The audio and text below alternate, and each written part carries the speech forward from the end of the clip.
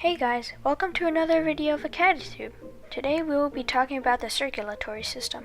The main job of the circulatory system is to transport food and oxygen to the cells and collect waste products to be eliminated from the body.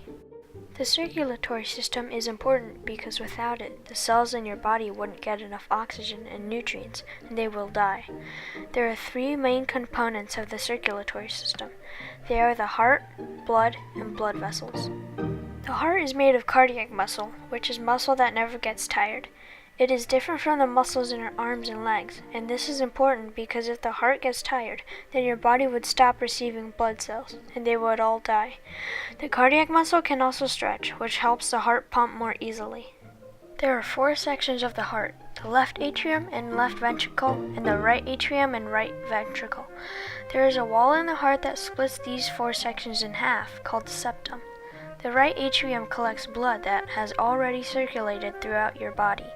The blood goes to the pulmonary artery after leaving the right ventricle.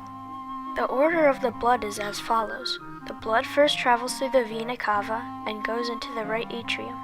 Then the blood travels down into the right ventricle. Then the blood flows into the pulmonary artery, which leads the blood to the lung. Inside the lung, the blood goes to the alveoli to collect oxygen. After gaining oxygen, the blood flows into the pulmonary vein all the way back to the left atrium, into the left ventricle, and through the aorta, where the blood is pumped throughout the body to deliver oxygen to cells. Did you know within every minute 70 milliliters of blood is pumped from the heart? There's a total of 5 liters of blood in the body. The largest blood vessel are the arteries, and veins are the second largest, and capillaries are the smallest. Capillaries are small and their walls are thin because they are the blood vessels that red blood cells get nutrients from. The capillaries are next to the small intestine where the nutrients are absorbed from food. If the capillaries were as thick as arteries, then there would be trouble. The blood cells wouldn't get any nutrients and they would eventually die. Sometimes people get a medical emergency called a heart attack. This has to do with your circulatory system and how it works. Heart attacks are caused by blood that isn't supplied into blood vessels and blood clotting blood vessels. Without blood, tissue in the body wouldn't get oxygen and it would die. Symptoms for a heart attack could be tightness or pain in the chest, neck, back, or arms, as well as fatigue, lightheadedness, abnormal heartbeat, and anxiety. There are four main components of blood. They are the plasma, red blood cells or erythrocytes, white blood cells, leukocytes, and platelets. Plasma is a yellowish liquid that carries nutrients, hormones, and proteins throughout the body. Red blood cells are cells that carry oxygen and nutrients throughout the body. White blood cells are cells that fight off disease and infections.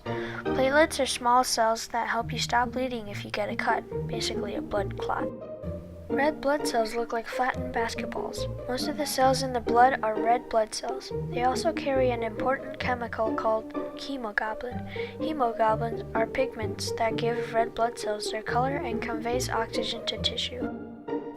White blood cells are bigger than red blood cells. Usually, there are not that many white blood cells in your body while you are healthy, but when you're sick, your body creates more white blood cells to fight the infection.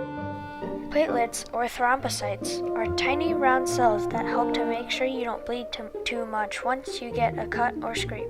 Cuts and scrapes can break blood vessels. When a platelet reaches a blood vessel that's been broken open, it sends out a chemical signal that makes other nearby platelets start to stick together inside the vessel. Now you know more about the circulatory system. Thank you all for watching my video for this week. Hope you enjoyed. Please remember to like, subscribe, and comment. Stay tuned for more videos coming up. And remember, keep learning.